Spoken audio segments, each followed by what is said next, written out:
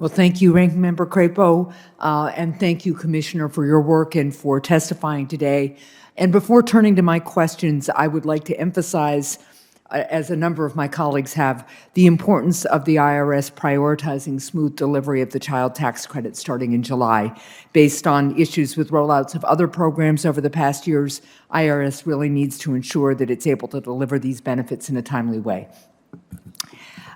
Commissioner, Granite Staters continue to contact my office about the backlog of unprocessed 2019 and 2020 tax returns, which have delayed tax refunds for families who need economic assistance and cash flow. My office has also been contacted by constituents who tell us that they are going to be denied a mortgage because the mortgage company cannot verify their information with the IRS. These constituents submitted their tax return months ago, and now they're worried that they'll be unable to buy their house or lose their deposit. At our April hearing on the filing season, you committed to clearing the backlog this summer by dedicating more employee hours to processing returns. Can you update us on the IRS's progress since April in clearing the backlog? And when in this summer will you have the backlog cleared? At that hearing, I said that we would do it within 60 days, and I think I may have indicated that might have been a lawyer answer, given the curve of Right. reducing the volume. We have processed every return received at this point before January 1, 2021. So every return received during 2020, and a lot of those were prior year returns, not just 19, but 16, 17, 18. There are people who catch up, if you will. But we caught up, and we are very proud of that. We also have caught up on our mail, the terminology mail backlog. Right. All mail is now being opened within a week of receipt. Some is being opened within 2 weeks of receipt. Our 4 mail processing centers, Austin, Fresno, Kansas City, and Ogden, are operating at full speed. We last week received 1.2 million pieces of mail. We tend to receive between 1 and 1.5 million, right. And we are current in our operations on opening the mail. Our error resolution service, where some of your, and I would like, if we can coordinate a call maybe later today or this week or something to discuss one of the issues you discussed, and maybe we can provide some assistance. But error resolution system, we currently have about 9.4 million returns in that process.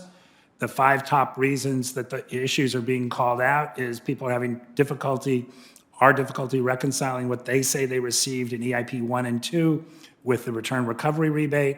We have people who used 2019 for their EITC, and we need to verify that so it's not an automated process. It gets called out.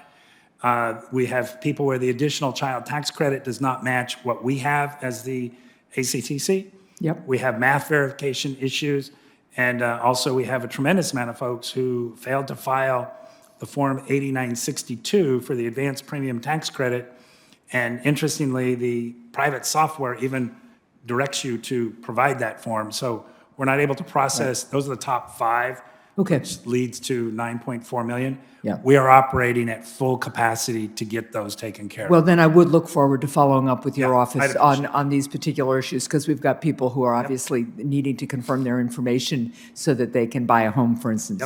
So let's move on to a topic that I asked you for the record in April.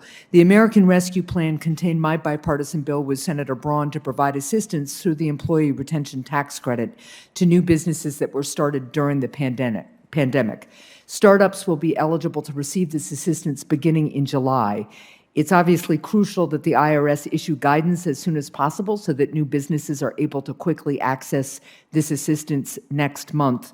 When will the IRS issue updated guidance for the Employee Retention Tax Credit? Yeah, twofold. Let me say that the response to your questions for the record, and I might have made this comment earlier, they are in clearance, and we all would have hoped that you would have received them timely. It's not, we are backed up on a lot of different things, but we're very respectful and try to get those out as quickly as possible.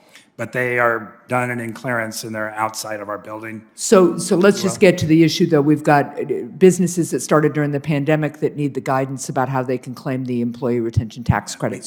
We should get that out. I have to give you a lawyer term, and I apologize, and you can call me on it promptly.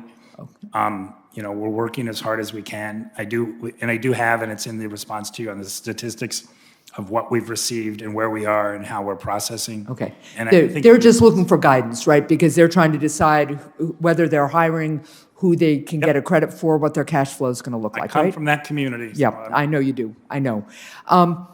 I am almost out of time, so I am just going to say that I am encouraged that your 2022 budget request mentions the IRS's plan to retire and decommission its legacy systems, including those that use antiquated programming languages. It's something I've been really focused on the Homeland Security, the Emerging Threats and Spending Oversight Subcommittee of Homeland Security, and I'll look forward to learning more about your progress there. Thank you. Thanks, Mr. Chair. Thank you.